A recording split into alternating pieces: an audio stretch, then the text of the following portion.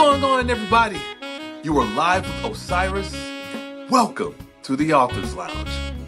The world is filled with storytellers, and I, along with my guests, are here today in the Author's Lounge to help educate and inspire the young generation of writers and creators.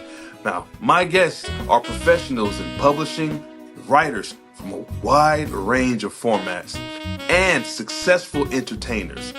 They will provide beneficial advice on what to do and what not to do on your path to success.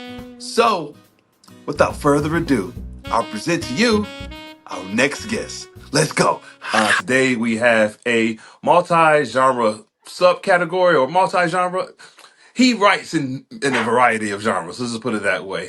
Author. He is also someone who is focused greatly on resilience. He is also a person who has served in the United States military.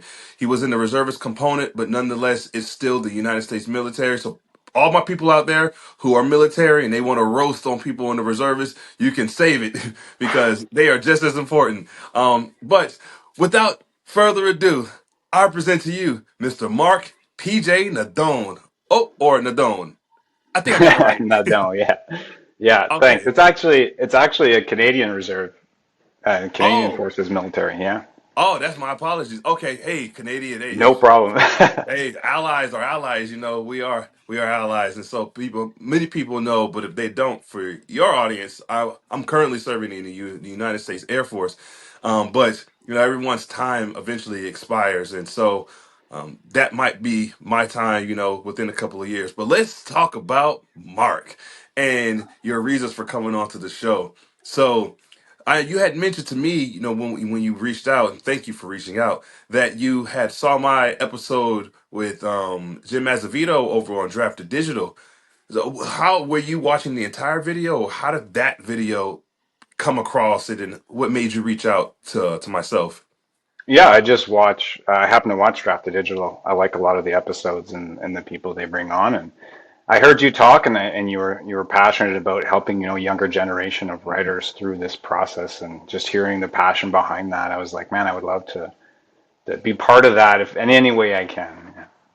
Yes, sir. So I'm grateful that you reached out for it. Yeah, being on that platform, on Drafted Digital's platform was a blessing all in itself. And for reasons such as this, being able to have others reach out to you, and it's just a continuous revolving door of people wanting to help people. And that's what I've learned about the business, even within publishing, is everyone wants to help everyone. And I think that's the best thing. So for you, resiliency was a big key component as to like the driving force of the topic that we agreed that, oh yeah, I think you should talk about that. So before we talk about anything else, right? I understand you're a father, you work multiple jobs. So let's talk a little bit about that and how tricky, or if I don't know if it's necessarily tricky, but how is balancing your life with the part-time jobs and being an author plus parenthood, how does that all work for you?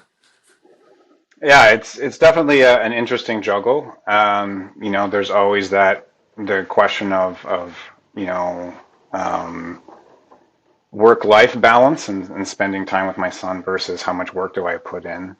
And then the part-time jobs. I left my full-time job to start working part-time so I could pursue my author career. Mhm.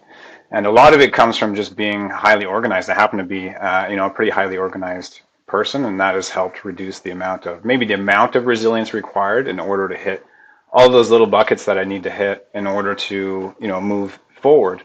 And, to me, that's what resilience is. It's when, in the face of, uncertainty and you feeling hopeless and, needing to, when it's easier to just stop, and that taking a step forward anyway, no matter how many steps it is for your journey, that's to me, that's what resilience is. And that's what sustained resilience is. No, I'm in agreement with you now. Like, given your military background, right? Would you say that because that's great discipline. Would you suggest that your ability to stay resilient, was it formed while you were in the military, or was it something that you brought into the military and that you continue to carry with you currently? I think I would give a lot of credit to the military. You know, I was overweight heading into the military, Hmm. and was not like confident at all. And the big moment that happened for me in the military was on a ruck march, and it was a forced ruck march. And of course, the officer was 7 feet tall, so his one step was even my three steps. Yeah. And I remember, just trying to keep up with the group, and at the time they had this thing called the vehicle of weakness at the very back, and if you couldn't Hmm. keep up with the group, they threw you in the vehicle of weakness, is what they called it. And I did not want to go in that, and I saw people, behind me, guys that I knew were in better shape, that were falling into that vehicle because they just didn't want to keep moving forward. Hmm. And I just kept putting one foot in front of the other, and that was for me at that time.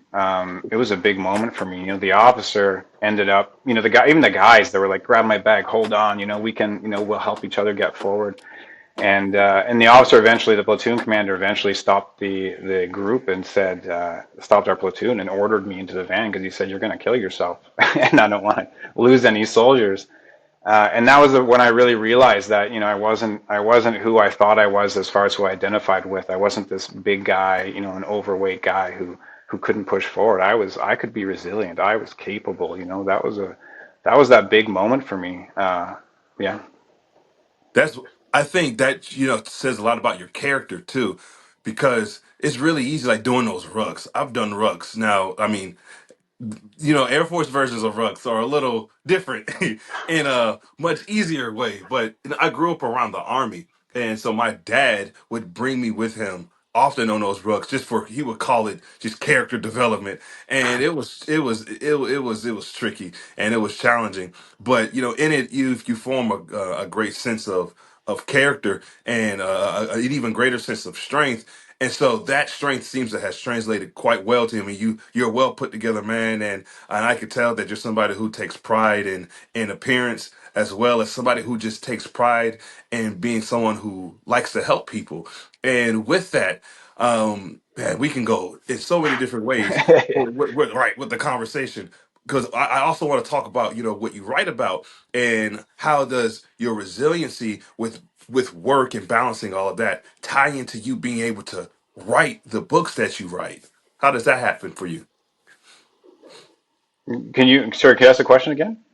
Oh, yeah, no worries, no worries. So I'll just shorten it, right? So pretty much, given your resiliency and given the amount that you have that you're juggling and doing this full time, full force diving into being an author, how do you manage to still write given the hectic schedule that you have? Yeah, it's just always it's the discipline. I guess it's that discipline to sit down, to have it carved out in my schedule, to not let other things I might want to do instead pull me into another world or into doing other things. It's you have to turn off the social media. You have to kind of go Mhm. dark, so to speak, for writing anyway, and just stay focused. And I use an app for all my little buckets of things that I need to do. If I have to do marketing, or I have to talk to my editor, I have to do all these deadlines and things, because that gets really overwhelming and requires a level of resilience as well. Mhm. And I have it all my deadlines and everything organized so that in my day it's like, okay, here are all the things I need to do today. Writing's always part of it, and then I just kind of take a task at a time. It's like I'm trying to take as many steps as I can forward while not overdoing it, because I don't want to go into an unhealthy headspace. And then I just keep rolling with it. No, for sure. And I think that's an important key piece right there to point out, especially for our younger viewers, that there's this idea that we just have to keep going and going and going nonstop, all gas, no brakes. And I think that's an easy way to gas out, no pun intended, and completely burn yourself to a crisp and not be able to really effectively like progress. And so, given that you have this organization, which, well, let me rephrase this, they may think an actual organization.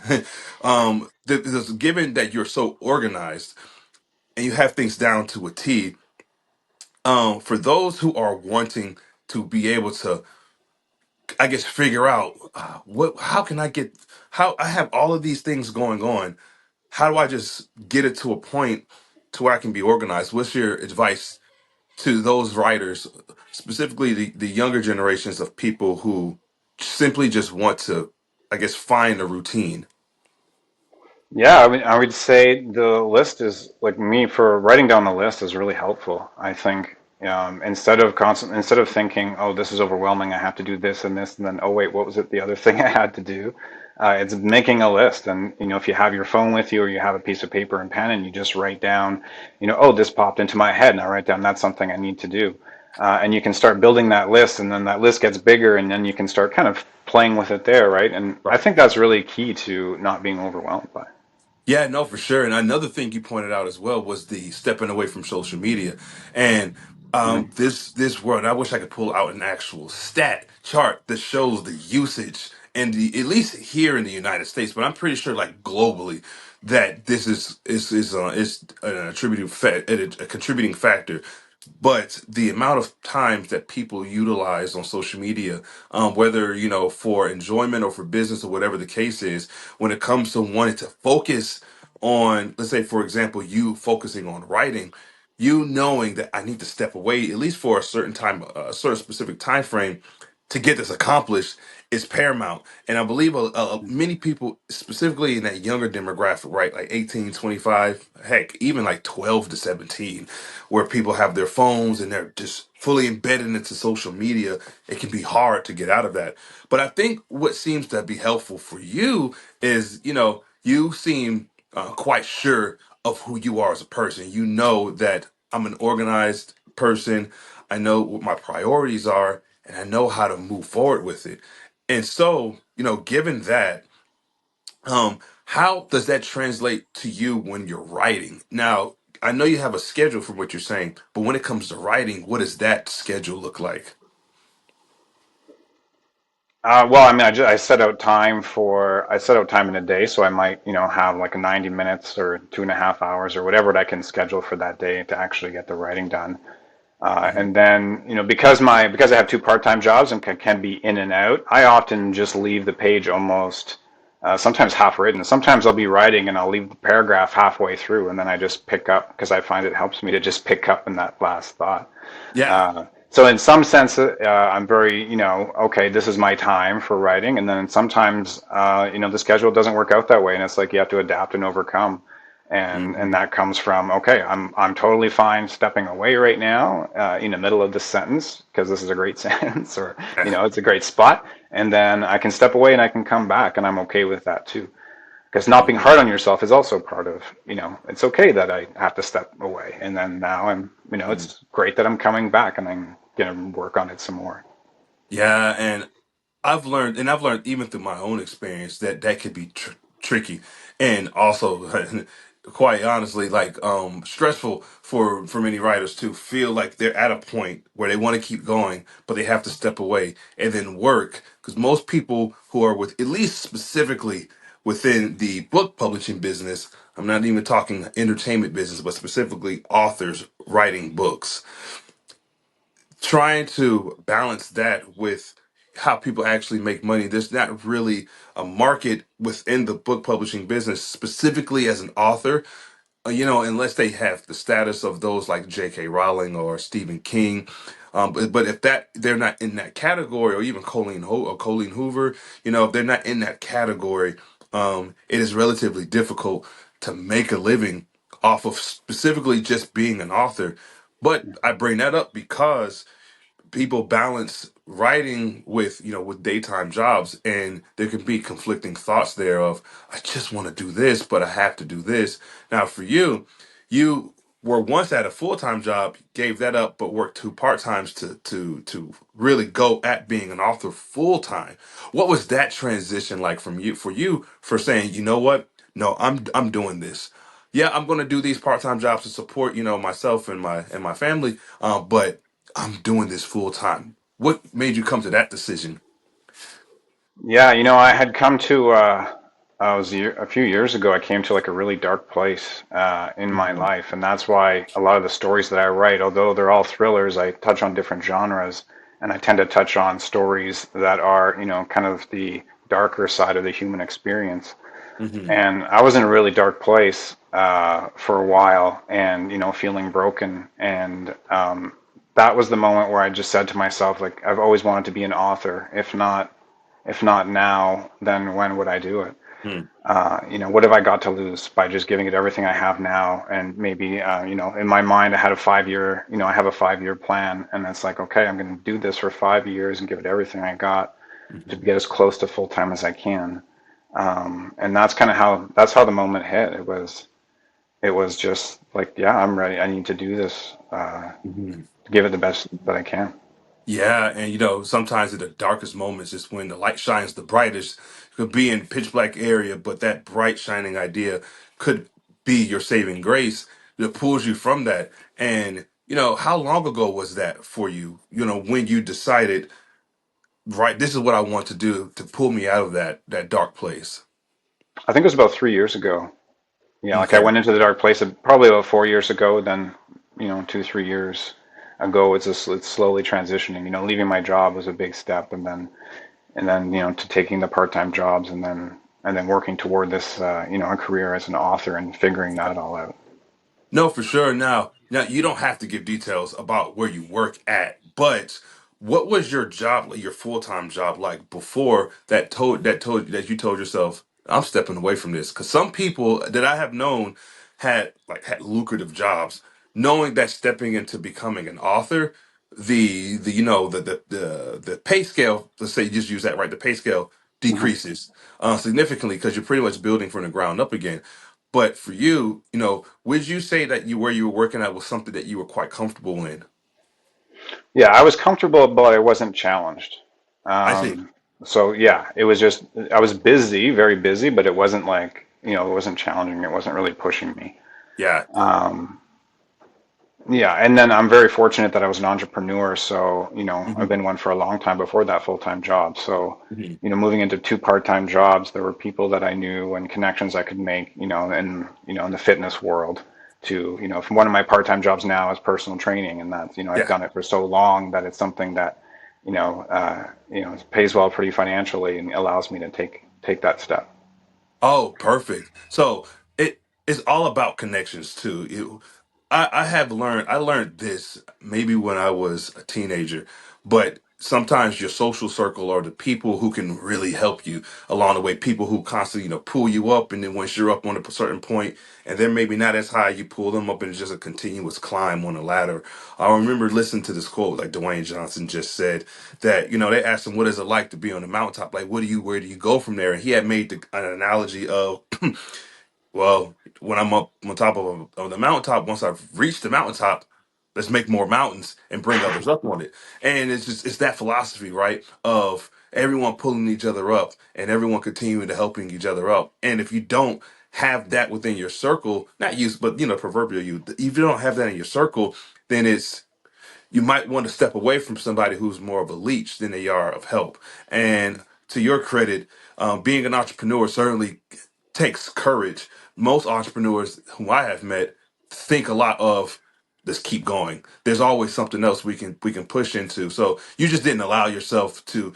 You didn't even allow the darkness to completely succumb you. Even if it was getting to that point, you still got yourself out of it with the help I'm sure that you had around you, on top of that light being writing. Now, speaking of writing, right? You write thrillers, and I love me some thrillers. So what are some of your stories about? In fact, that book behind you, is that your book, The Collective? Yes, it is. Yeah. Yeah. Okay, so let's talk about that one. For starters, so what is The Collective about? Yeah, it's a post-apocalyptic thriller. And it's set from multiple viewpoint characters, and it's about one of the characters is a boy named Aiden, and he has a dissociative identity disorder. So Hmm. he's struggling with his sense of identity, his sense of trying to his fear of losing control, and he's kidnapped early on in the story, and his parents go out searching. So it's kind of a story of his parents trying to find him, in a world where there's no hope. You can't put out posters, you can't. There's no police, there's nobody there to help. How do you find your child? And then there's this child who's being taken to this, called the Collective, this group who wants to do. I won't give away the book, but who wants to Right. do, things for kids that for their own agenda. Uh, yeah, and that's what it's about. Oh no, that sounds like an interesting story. Okay, and so well, how many books do you have written and published? Well, published. How many books do you have published? Two published and two novellas, two full-length novels and two novellas. Oh, so you have 4 books out right now. Yeah, Oh, that's awesome. And like given in a 3 year, right, 3 year time span, being able to write that it says a lot about the amount of imagination that you have and given the time that you have in between these jobs and in writing novels and novellas. Sure, it takes a lot of time, but you had mentioned earlier you have an editor, right? hmm. How important, in your opinion, is it to have an editor versus using like a software to edit your work? Oh, I think an editor is crucial. Mhm. Yeah, I have a developmental editor that I have, and I have a copy editor, and they've both been amazing. I even have beta readers. Like I have a beta reader who's a psychologist who I'm really lucky to have because I touch on, these dark themes sometimes, and I want to make sure I get it right and I'm not doing harm. Um, and in the copy editor, like the things that that she'll scratch up in one of my manuscripts is it's amazing. Even when I think it's great, yeah, Oh yeah, it's very important. Yeah. yes, sir. And editors. See, I think this gets overlooked many times, and this is more applicable to self-published authors than it is trad-published authors, because trad publishers, by default, they have editors, within the confines of that publishing house. Now, for you, are you self-published, or are you in an independent publishing house, or are you trad-published? Self-published. Okay, so given that, you're way ahead of the game by having a developmental editor and a copy editor and beta readers. Many people, especially early into their writing career, even if it's been 4 to 5 years within it, they are trying to cut back on cost, saving money, and they're using softwares to help edit it. And to me, I don't think that there's anything wrong, with where you go to have your work edited. But I'm fully 1,000% in agreement with you, Mark, regarding the essential piece of having an editor. Yeah, I believe, and I don't know if you agree, but having an editor keeps your voice intact versus using a software that may or may not make it sound, let's say, robotic. Now, Mhm. given your success early on into your career, how often are you thinking of ideas on different stories? Well, they come from everywhere. Yeah, I think I'm always asking what if. yeah, It wasn't that. I think it was a few weeks ago. I was running with my dog, and I saw a shoe on the ground, and I just passed it, and it's just laying there. Nobody's around, and it's like that question of what if? Where is this person? Where's the other shoe? What happened? And it's like, yeah. through life, I'm always asking myself that what if? What if this and why that? And yeah, and then sometimes I'll write them down and they all just create these different ideas. And sometimes, it's like picking pieces of, ideas together and then Mhm. bringing them into a story. And what's wild about that is that I remember like listening to Kobe Bryant, and I get these philosophies from everywhere, right? And he said that like the world is his library. These ideas they come from everywhere. It's to your point. Just going for a walk with your dog and you see this random boot, then I can picture a boot like a dark brown boot just laying there and it's collected dirt over time. You're like, who did this boot belong to, and where did they go, and why is it here, and how long has it been here? You start having these questions, and then you're like, huh, maybe this could be a story, or maybe this could be a component of a character in my story, and it's just like a continuous run. Because there's just a door that just never closes. You open the door, you go through it, you're in the hallway with another door that you open, and it repeats. And I love the idea of being a storyteller, especially in one that has of such a vivid imagination. And that's why I'm glad I have you on here, because the resiliency piece is important, because you'll get to a point in your life, especially as an artist, where you just have a blockage. Most reference it as creator's block, some references as a writer's block, but it's a block of some sort. Have you gotten to that point at all? And if so, how did you overcome that?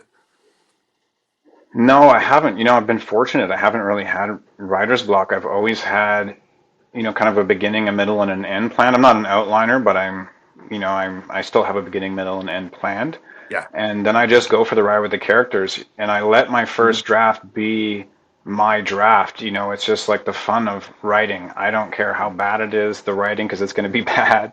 Yeah. I'm not worried about every sentence. I'm not worried about setting everything up perfectly. I'm just telling the story, letting the characters be who they need to be, which I think is as authentic as I can be. And then in the second draft, that's when I go back and I start fixing the sentences and the characters. And Yeah, what's interesting, it sounds pretty similar actually. And I bring that up because I'm thinking, like, okay, so to my viewers, especially those who are only listening to the audio version of this, picture a blank canvas, right? And you're standing there, and you take a pencil and you start to sketch out, let's say, a human face, and you sketch out a nose and some eyes and lips, eyebrows, eyelashes, a hairline, but you don't color it in and you just sketch it.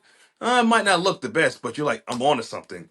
And then you keep going and going and going, and now you are finished with the face. There's no colorization at this point. It's still black and white. That's like the equivalent of a first draft for those who are trying to conceptualize what does Mark mean by a first draft. Now the second draft is you're going in there, you're making it look presentable or making it look beautiful. You might be painting it with different colors. You might be layering it with some sort of acrylic.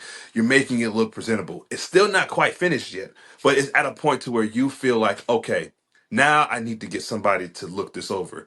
That's the second draft. And now the editors, where they come in and then they'll fix it up in that regard. So like for those who are like, hey, wait, that actually makes sense. That's kind of, and correct me if I'm wrong, is that kind of like a good analogy to use to describe what you described? yeah, for sure, absolutely. Okay. Oh, cool, cool. Just wanted to kind of paint a vivid picture for them. So, okay, I'll ask you just maybe like two more questions, and I'll let you go. This conversations have been really well. So the next question is, what are you working on next? Well, the collective is book one in the trilogy. So I have the two books coming out called The Chosen and The Resident. One's coming out in July 22nd, which the pre-order is available, and the next is coming out in November. So, and I have a goal, for those who are military thriller fans, I have a goal to, that series I'm going to continue as well, because that was my first book that came out was a Hmm. military thriller. A military thriller comes out July 22nd, you said? No, the trilogy, the rest of the trilogy comes out, the first one in July, next in November, and then next year. My goal is to write 3 books a year. So the Oh, military thrillers are coming after the rest of this post-apocalyptic thriller. oh no, perfect. Okay, so July 22nd. Okay, for pre-order or when that's what's available. Okay, okay, I want to make sure I remember that.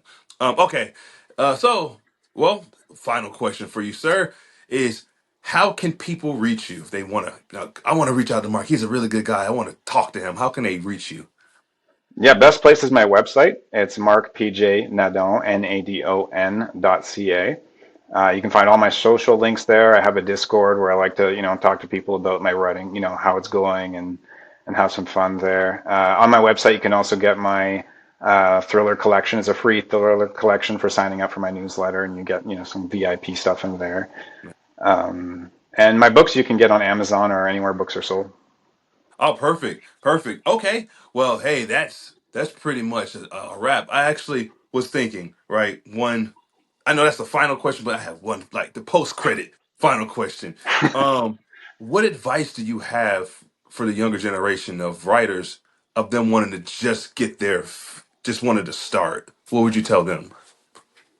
If you're just starting out, I would say the most important thing is to write, is to just sit down and put words on the paper. And even if it's not, a novel idea, even if it's a short story or a novella, or even if you want to write about something that happened to you that day, like just write, just get to the page. You'll get better at it with every time you do it. The sentences will come clearer. You'll want to do it more. You'll put that time aside, and then you'll find yourself so quickly being on your way to that novel if you aren't there already. Perfect. Hey, thank you so much. Thank you so much, Mark. Well, for that closing remark for the younger generation, or even just a new writer, it's applicable to you all as well. But as you all know, this show is really geared towards educating and inspiring the younger generation. But you can be in that category too, even if you're in your 60s. You're young in your career if you're just starting. So, hey, Mark, thank you so much for for your time, good sir, and for just gracing us with so much information and such an inspirational story. And I'm glad you got out of that dark place and you've turned that into Thank you. something of beauty. Of course, yes, sir. Hey, Thank you. It's been well, great. yes, sir. Hope this was a wonderful, great experience for you. I'm sure you'll have a lot more down the road. Thanks. Yes, it was. Yes, sir. All right. Well, hey, on that note, thank you all so much for taking the time out of your day to tune in to today's episode. I'm your host, Osiris, and I'll catch you all next time. You all take care.